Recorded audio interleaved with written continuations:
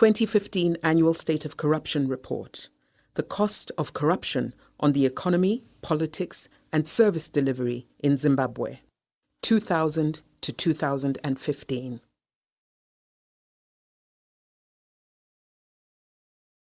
Corruption in Zimbabwe is a topical developmental, economic, and governance policy issue. It is directly related to key challenges that Zimbabwe continues to face. These challenges include unemployment, poverty, capital flight, deindustrialization, low investment rates, poor social service delivery, political anger, violence, and civic protest. This presentation introduces you to the findings of the 2015 Annual State of Corruption Report by Transparency International Zimbabwe. The report, entitled Political Economy of Corruption and the Battle for Accountability in Zimbabwe, explored the cumulative cost of corruption on three key governance sectors: economics, politics, social service delivery, from the year 2000 to 2015. The Shona adage, mbudzi inodyira payakasungirwa, meaning a goat grazes from where it is tied, has become everyday language. Corruption in Zimbabwe has reached endemic levels. Zimbabwe continues to score badly on the Corruption Perception Index and in comparison to its neighbors, such as Botswana. In 2014, the National Corruption Barometer by TIZ and the 2015 Afrobarometer corroborated that corruption is on the increase in Zimbabwe.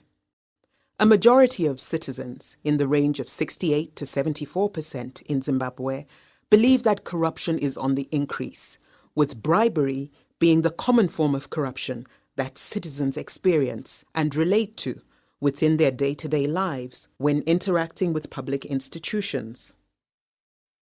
Zimbabwe also performs well below the regional average on the 2015 Heritage Foundation Index of Economic Freedom, especially in terms of freedom from corruption, ranking at 21 out of 100 and is placed at the bottom of the regional rankings.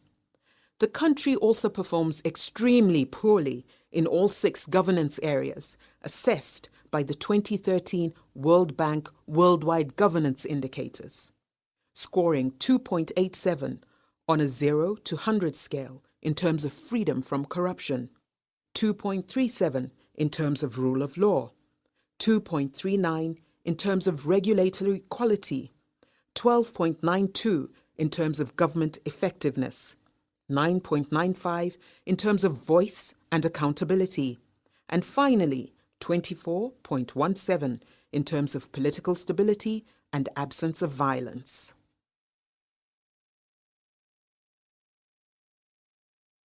The most prevalent forms of corruption in Zimbabwe are at the grand and petty levels. Grand corruption typically takes place at the top levels of the public sphere and the senior management levels in business, where policies and rules are formulated and executive decisions are made. It also often involves large sums of money. The majority of perpetrators of grand corruption in Zimbabwe are political actors with political backing and influence. Grand corruption is best understood from the context of factional and predatory politics. Due to factional fighting in Zimbabwe's ruling party, Zanu-PF, a series of scandals have been exposed by political players to discredit one another. These scandals and allegations have only surfaced as a result of political infighting. In most of the grand corruption scandal cases, the alleged actors are rarely prosecuted.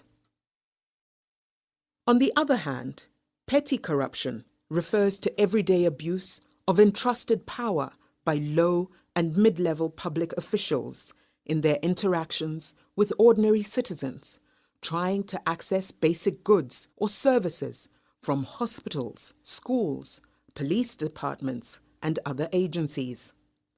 Bribery is the main form through which petty corruption manifests in Zimbabwe. An analysis of bribery in Zimbabwe shows an indication of systematic institutional flaws and weaknesses.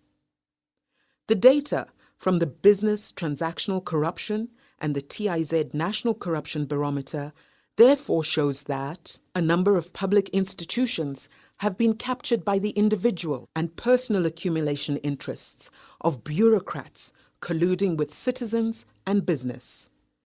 These institutions are also in a weak state because they no longer have the capacity for self-introspection, regeneration, and reform.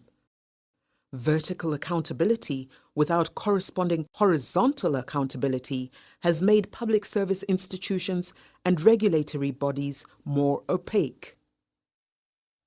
Bribery in Zimbabwe reflects that the costs of legal compliance are higher than the costs of bribing, both in terms of monetary value, time, and ease of obtaining a service. This report seeks to show that bribery, which is common in Zimbabwe, also reflects an anomaly or dysfunctionality of government in the pay structure of public servants, where the motivation of demanding bribes is often to supplement the infrequent and low salaries.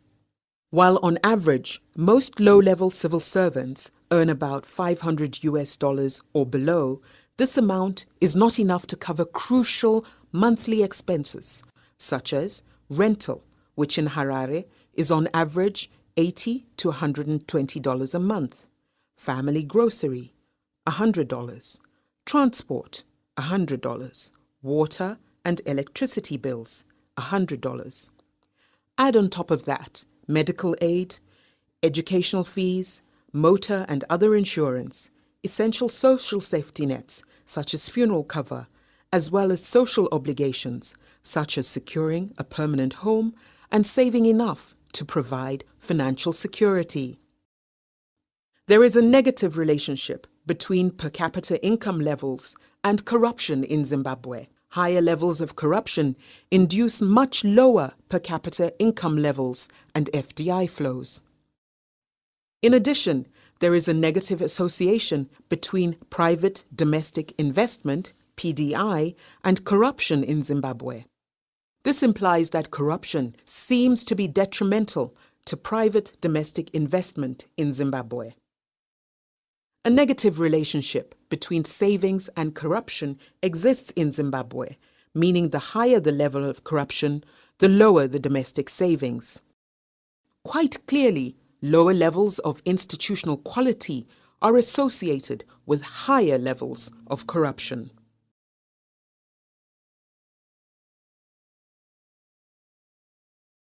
Corruption in Zimbabwe has resulted in a marked increase in levels of fiscal deficit and domestic indebtedness as central government has bailed out and taken over the debts of a number of parastatals, including the central bank, through the Debt Assumption Act, which saw the government assuming the Reserve Bank of Zimbabwe's $1.4 billion debt.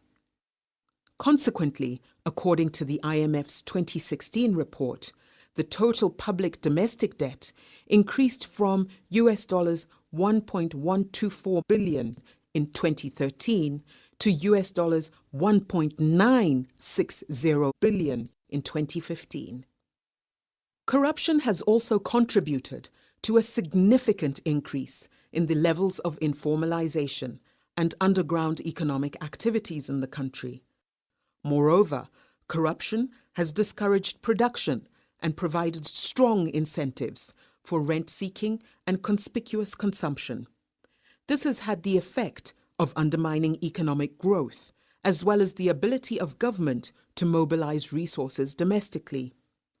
Endemic and systemic corruption in Zimbabwe is associated with economic slowdown, associated with weak per capita incomes, low FDI inflows, dwindling public and domestic investments, and negative savings.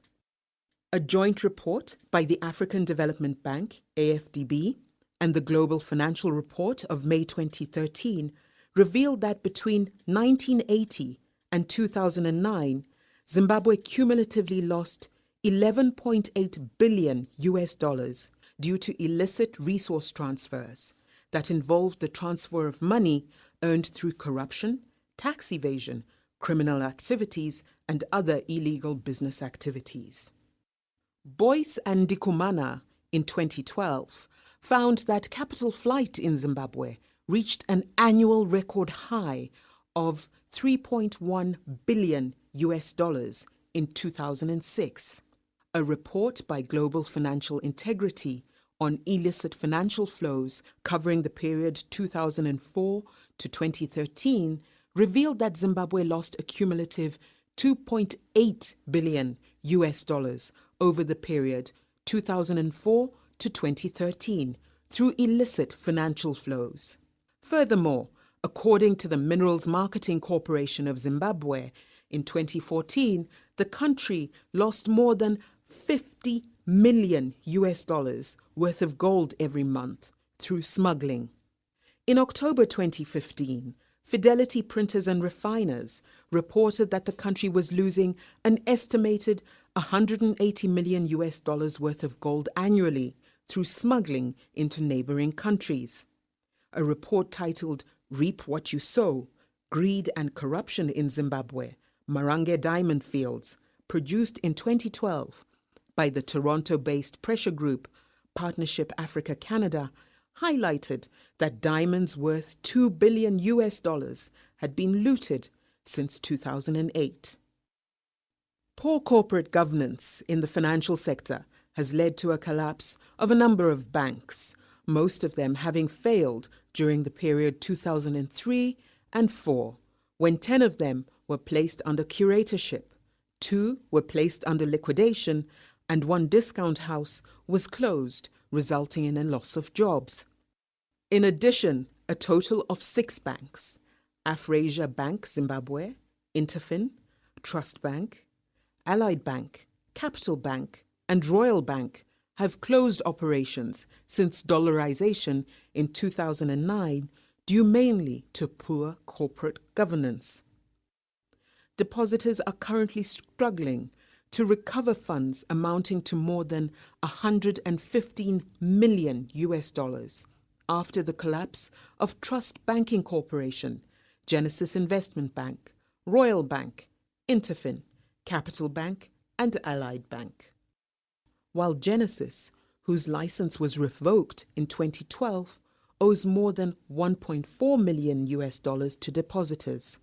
Trust Bank, which shut down in 2013, owes depositors $2.5 million. Interfin, whose banking license was cancelled in 2012, owes depositors more than $60 million. Deposits trapped in Royal Bank total more than $11.4 million. As a result of this, there has been a loss of confidence in the financial sector. The impact of corruption is best seen in the field of social service delivery. As a result of corruption, there has been the emergence of the land barons and the sprouting of illegal housing cooperatives. This has resulted in the development of many informal settlements, leading to a number of demolitions. The impact has been more severe on the poor, and in particular women and children, who continue to be denied their basic constitutional rights, such as the right to shelter, the right to clean and safe water, and the right to maternal health. This study recommends that to tackle the problem of corruption, Zimbabwe needs to rethink and relook at its political and economic governance systems. More so, the study shows that the best way to deal with the ever-growing petty-level corruption is through reducing the cost of compliance. This will in turn disincentivize the culture of paying bribes to speed up things or guarantee service. The reform at the Passport Office provides a learning case study. The study also recommends that, to fight corruption, there is need for cultural change. This change should take place within the political body, institutional levels, business practice, and individual levels. The fight against corruption can also generate positive results if the state allows state institutions to operate independently and if they are well resourced.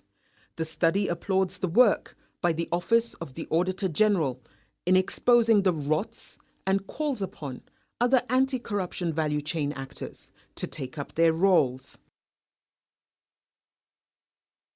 The study strongly believes that the only sustained long-term solution to the problem of corruption is likely to come from economic development, which is likely to result in providing good remuneration, conducive working conditions to politicians and public servants and civil servants.